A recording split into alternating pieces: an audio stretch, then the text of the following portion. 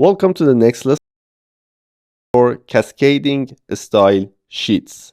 And using this language, we can define how each element of a web page should be presented to the visitors.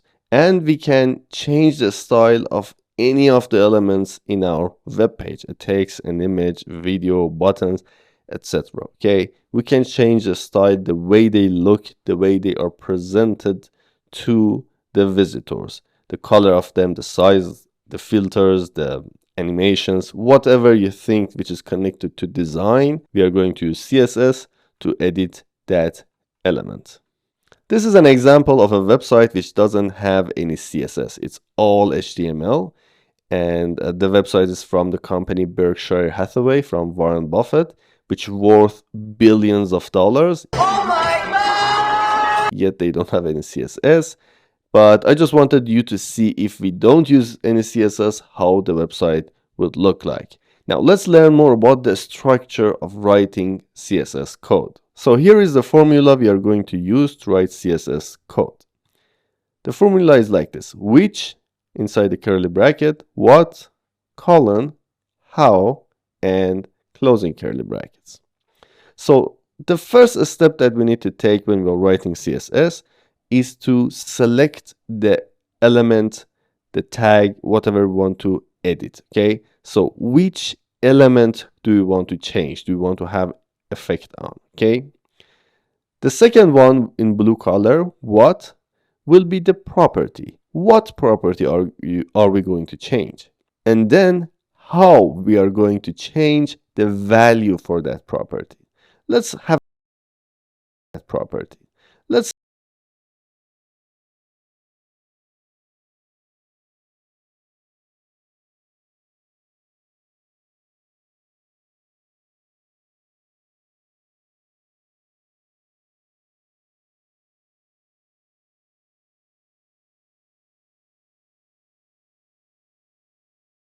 code will change the color of our headline. To H1 here we call selector. And as we go forward along the course, we will talk about different type of selectors. This is one of them, which we select the element using the tag itself. So the next one is the property, and the third item here is the value. So let's go to our code and write some CSS. So here we are in our project. If you don't have this file, you can simply go to the resources of this lecture and download a zip file which includes all of these codes and all of the files and images that we have inside this project. You can unzip it and start from where we are right now. Okay, so let's write some CSS. One of the ways is to write the CSS inside our head tag, which is called internal CSS. Later I'm going to specify the different types, but for now let's just write down style. So we can use this style tag to write CSS inside.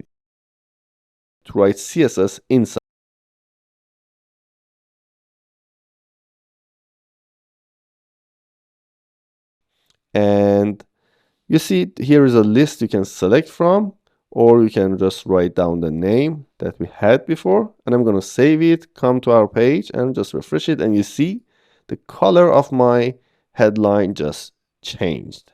And this is how we write CSS. So that was all about this lesson. On the next part, we are going to learn more about other properties that we are going to use to change the way our element look. Alright, so let's learn other properties in CSS. But before that, first of all, I'm going to remove this H1 style. And also, I want to change the way our navigational look. So we are going to practice on our navigational menu. But before that, we need to change the unordered list to something else. First of all, let's get rid of all these list items. And you can just do it one by one. But there is a cool trick that you can use which makes your work easier. You can hold Alt and Shift together and then click and come down. Okay, this way you can even, for example, write new things or remove it. Okay, this is one of the cool tricks that you can use, or you can just do it line by line as you wish, right? So let's first of all remove this all of these list items.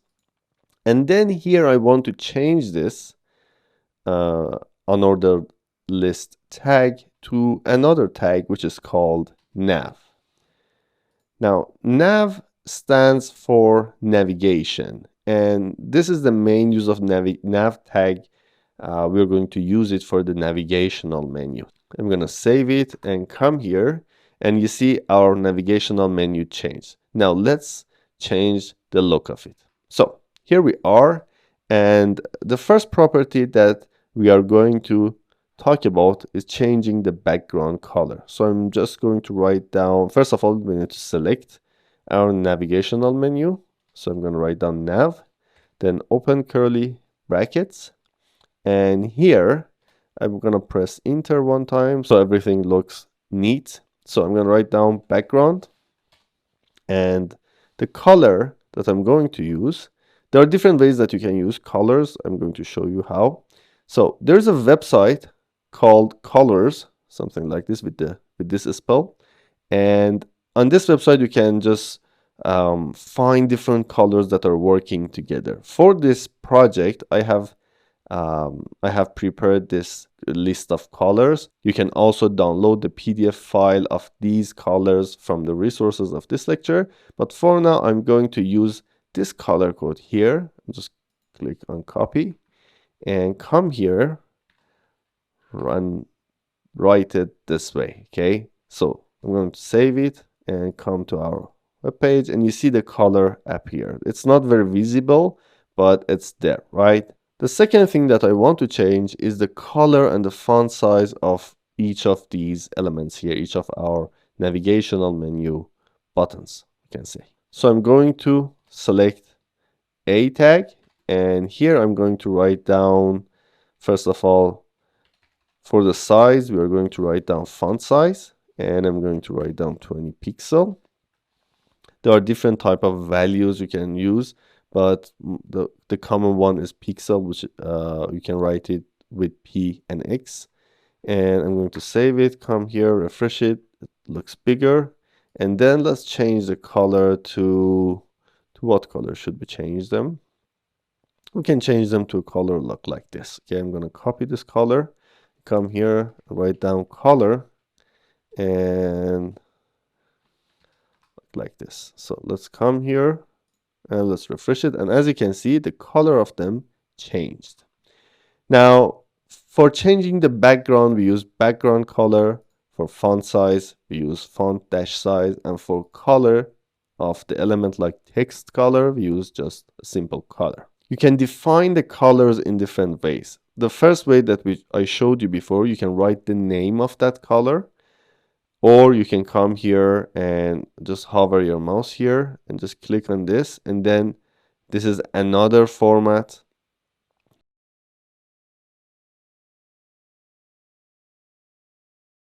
Write it this way, red, green, and blue. Or this is the one that I prefer the most, so I'm going to use that one. And I have a practice for you. So here is the objective. Search for how to change font family in CSS. So search for this term in Google and find out how you can change the font style of an element. Second, search for how to remove the underline in CSS. If you paid attention, under each of our elements in our navigational menu, there is an underline. We need to remove that. But before I show you how, I want you to spend some time to look for the solution yourself, because this will help you to get better at coding and get better at searching, because along the way you are going to face a lot of different problems and issues and bugs that you don't know how to fix them, and there is no one to help you. But you can go on Google or other search engines and search for those problems and find the solution somewhere in the internet, because the solution is out there. You just need to find it. So let's practice searching for these two. And when you found the answer, add a sans serif font and remove underline from a tag. So you need to add a sans serif font family to a tag and then remove the underline as well. Okay, so if you're ready, pause the video and begin. All right, I hope you have found the answer. I'm going to come here and write answer. I'm going to come here and write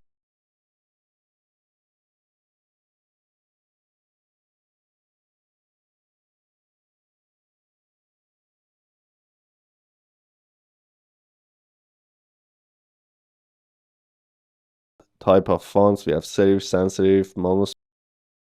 We have serif, sans serif, serif font type, and to this small corners and edges around it, it is called serif. And when we say sans serif, sans means without serif. Okay, so it will be like this, right? So let's learn how we can change the font family. So here it is. For example, you can select the tag you want to change and write down font family, and inside it you can specify the type of it. For example, here we have Arial, Helvetica, and then you can mention the type of that font. So this looks good. I'm just directly going to copy this from here, or we can write it. Let's write it. So let's come here and we want to change the font family of the A tag. We already selected it. So font dash family. Oh. And here there are some suggestions, as you can see, but I'm going to write it myself. Helvetica area and sans serif. It suggested it. And the way it works is that it tries to load Arial font if you have it on your browser, or if you have it on your browser, or if you have it on your computer.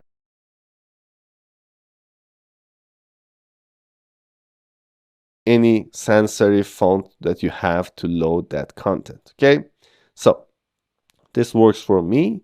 And the next thing we needed to do is to remove the underline. So let's search for it. Remove underline from a tag CSS. Okay, so how to remove underline? This is one link here, one link here. We have W3 schools here, but let's take a look at this one. And take a look at this one.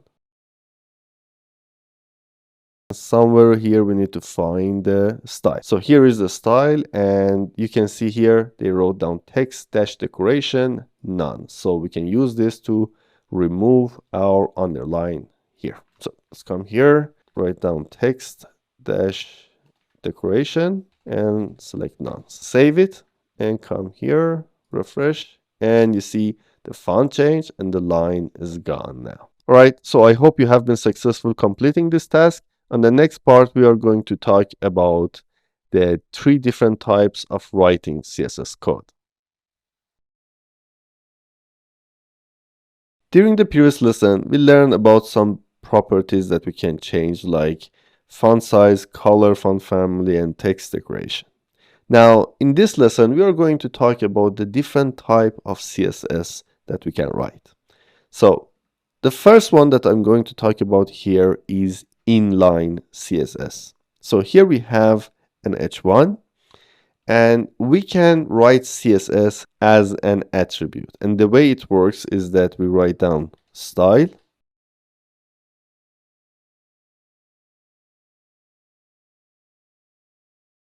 code inside this tag. So the code itself will understand that we want to change this tag here, this tag here.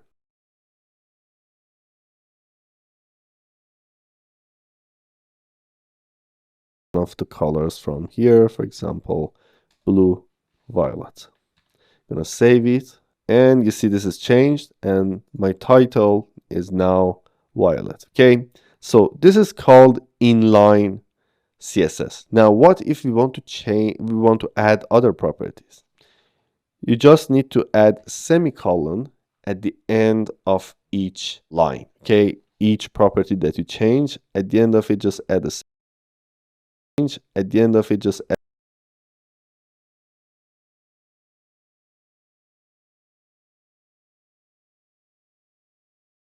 family. It's you just need to write it the same way, with the same way.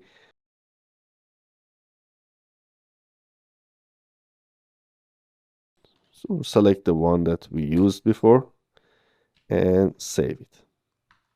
Come here, refresh it, and it changed. Right? So this is one way to write down CSS. Let me just remove the last part so we can have it all in one line. And I'm going to also remove Arial font here. Okay, and we can add the semicolon at the end. So I'm going to save it. And the second way to write CSS code, which is called internal, is the one that we learned about it before.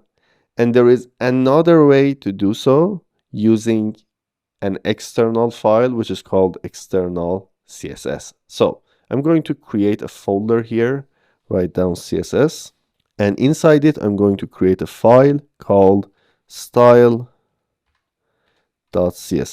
Okay. So here I can write CSS code, and somehow we are going to link it to this file, into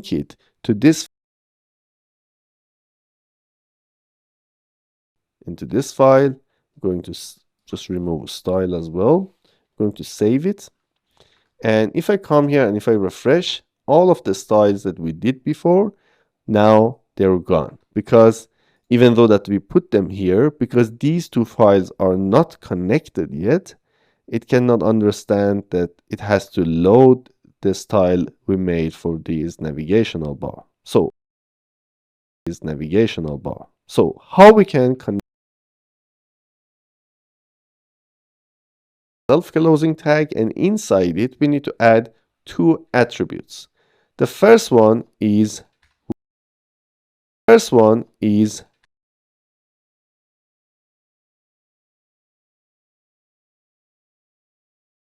the type of it is style sheet. Okay, and as a second attribute here we need to specify href, and here we have the chance to write down the address of that CSS file, so these two files get connected. So I'm going to select the folder first, and inside that folder we have style.css. I'm going to save it and come here and refresh, and you see everything went back to normal, right? So these are the three ways that you can write CSS code: inline CSS, internal CSS, which we did in the previous lecture, and external CSS, which we did right now. So that was all about this lesson. On the next part, we are going to learn how we can debug our code if we face any issue. All right, so what if we have a bug inside our code? We maybe make some mistake, and how we can find that issue, how we can find that mistake. Let's say, for example, here when we were writing the name, the address of our file, we make a mistake. For example, instead of one E, we add two E's, right? Save it and come here. So how do we find out that we have a problem, a bug here? Okay. There's a great tool that you can use. It is called Developer Tool. If you are using Google Chrome as your browser, you can just come here on your page and right click and select Inspect. Okay. And another window will appear. You can change the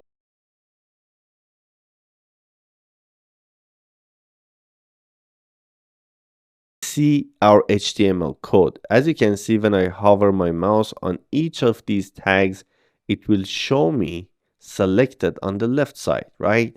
So you can come here, you can change some of this. For example, here we have a title. I can come here on my title. This is my new title, okay? And as you can see, it changed here and here, and you see here there is a red mark. And if we come to console, here we see an error, failed to load the resource. And then it's telling us that the file not found. Okay, the style.css is not found. And When you click on it, it's trying to load for this file, a style with this dictation, right? And this way you can understand that, all right, there's a problem here. That, all right, there's a problem.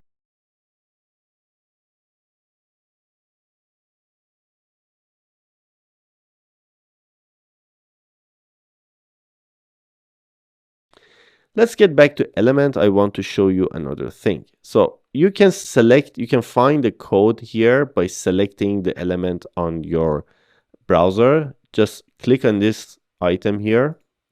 And then whatever you select, for example, this image, then it will select the code, HTML code on the right side. All right, so let's get back to our H1. And under it, in the lower window here, under style, you can see the style we wrote for it before. You can turn it off, turn it on, or you can add something else here. For example, I can turn this off and, for example, add background color of red, for example. But the thing is that here you can only test and practice.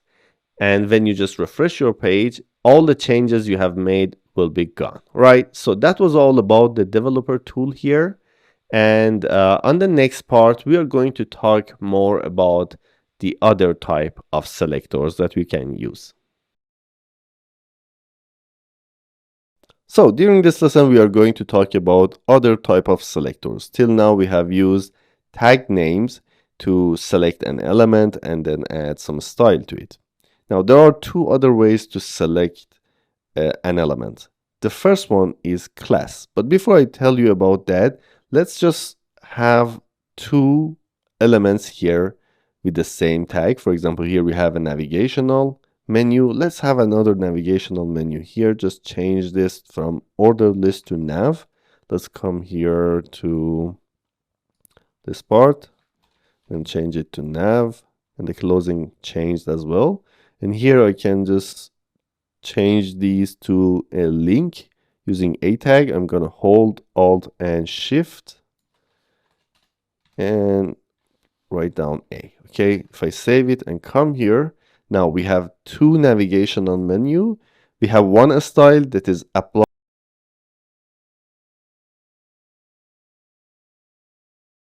So let's come to the first navigation, and here we are going to add an attribute called class.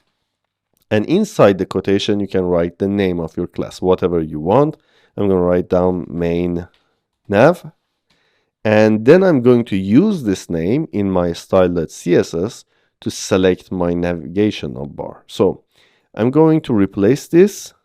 And because it is a class, we have to write down a dot first, then the name of the class, which here is main-nav. Okay, so if I save it and come back here and refresh, you see the background color of the second navigational bar is gone, but the first one is still there.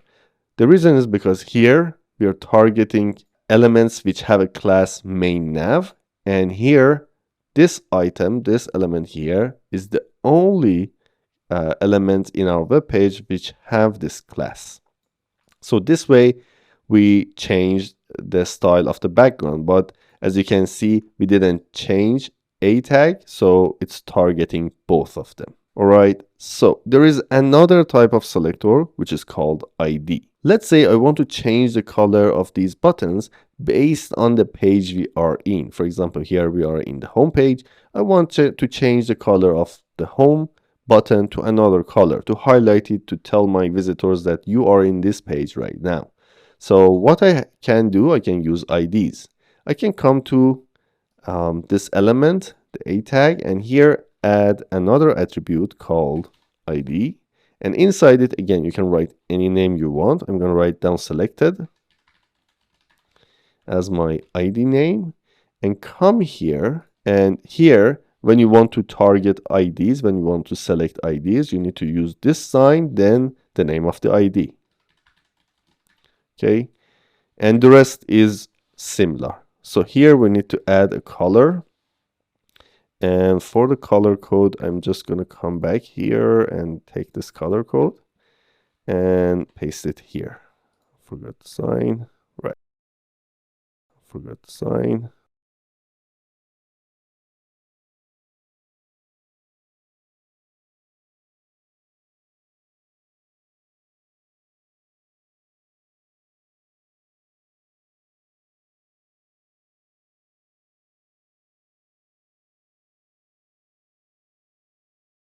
This is where you should use IDs. But for now, we just wanted to learn how we can use them and how we can add them as an attribute to our elements. So on the next part, we are going to learn about the differences between IDs and classes.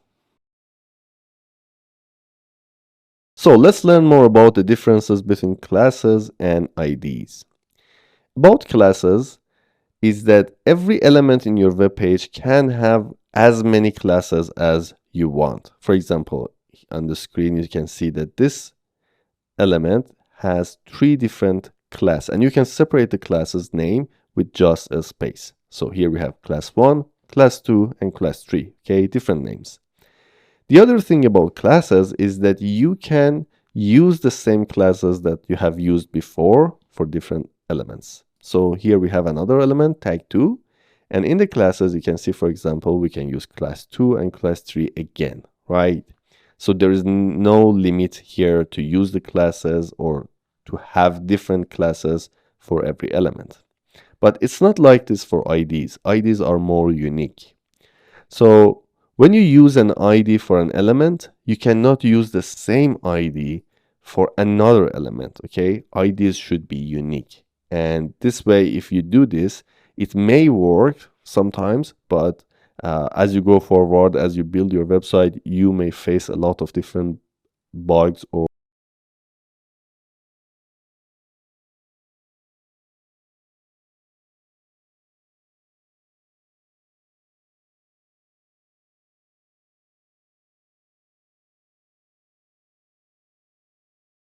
an element. And you can see we cannot have 2 or 3 or more IDs on a single element. Every item must only have one ID, and every ID must be used only once in a web page. Once in a web page.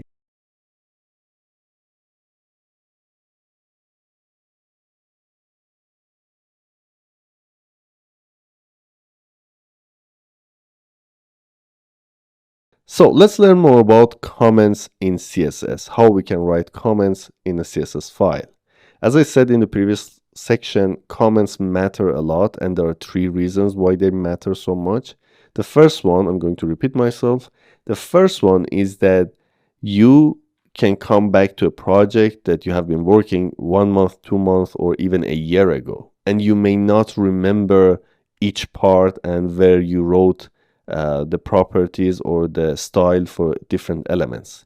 This way you can remind yourself that, all right, this part was, for example, for the header.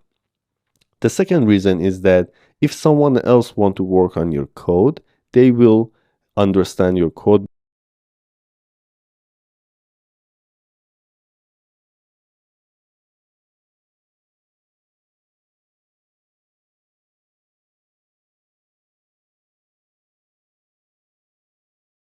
cleaner, and you can find different stuff much easier, especially when you have, for example, 600, 700 line of codes. Finding some styles can be really difficult. So how you can add a comment here? It's really simple. All you need to do is to use / asterisk or star, and you see everything became comment. And then you have to close this. It's like HTML that you have to close a tag. And here again, you have to write star or asterisk and then / and whatever you write in between will appear as a code. So here we have the style only for the navigational bar. So I'm going to write down navigation bar style. Okay. So later when I come here, I can understand that this part is just for navigational style. And you can add some other elements, as I said before, to just make it stand out from the rest of the code. And when you're looking at the roadmap here on the right side, you can easily find these kind of comments and get to the place that you want. Okay, let's come here. You see all the green comments stand out, right? You can easily find what you want. So that's how you write a comment inside CSS file. And if you just move the closing, let me just cut it and paste it, for example, here. If you just move it to different lines, whatever is in between will become a comment. Okay, so that was all about this lesson. On the next part, we are going to have a short quiz, and after that, we are going to practice what we have learned till now. So let's practice what we have learned till now. Here's your objective. Change the font family of all the elements to a sans serif font. Now the key here is to select all the content that we have in a web page with only one selector and then change the font family. Okay, if you search for it, you will find the answer. The second objective here is to add a rounded border to the product image. To do so, first of all, you need to search for border in CSS, how you can create a border, and also search for border radius. Okay, so these are the two hints that I can give you. And right now you can pause the video and begin the challenge. Right, so let's do it together. I hope it was easy for you and you have achieved it successfully. So how we can target, how we can select all the elements in our web page. It's easy. There is a simple tag that we have been using.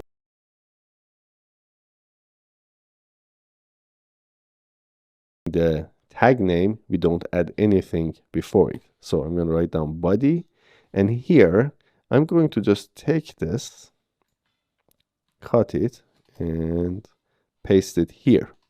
So this way, the font family of everything inside our web page must change. For example, pay attention. Here we have a serif font here and here. So if I refresh it, everything changed to sans serif, right? So this was the first part of our challenge. And for the second part, we needed to add a border and also make the border of this image rounded. So I'm going to come here, and also we can just remove the style of h1.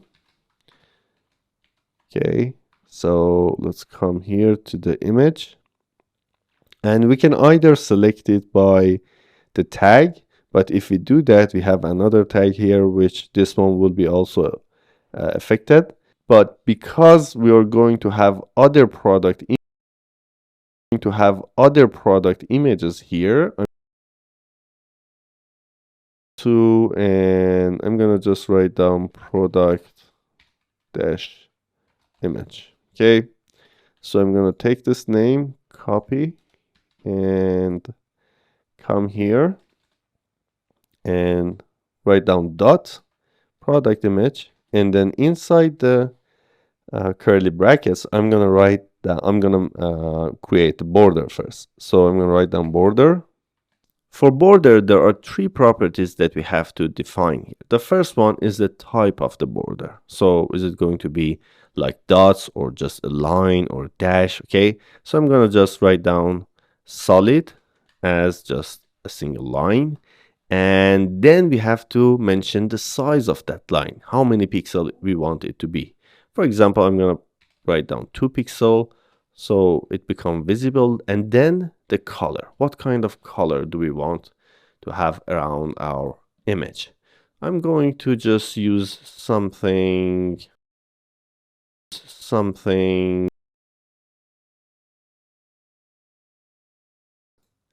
Now it has a border, right? And the next thing that we have to do, we have to make it rounded, okay, with round corners. For that, we need to write down border dash radius, and we can add any number we want. For example, I'm just gonna quickly show you. If I write down, for example, 5 pixels and save it, it will look like this. If I write down, for example, 25 pixels and save it, it will look like this. And sometimes here you can use percentage as well. For example, 100%. Okay, so it will be all the way rounded. It will become a circle, right? So This is how you can convert a square into a circle. But anyway, I'm going to use something around that 25 was fine. Okay, so and let's zoom back a little to 100%. Yeah, it will look like something like this, right? So that was the challenge that you needed to complete. And that was all for this section for CSS Beginner. And on the next part, we are going to start on the next section, we are going to start HTML Intermediate. So if you're ready, let's go for the next one.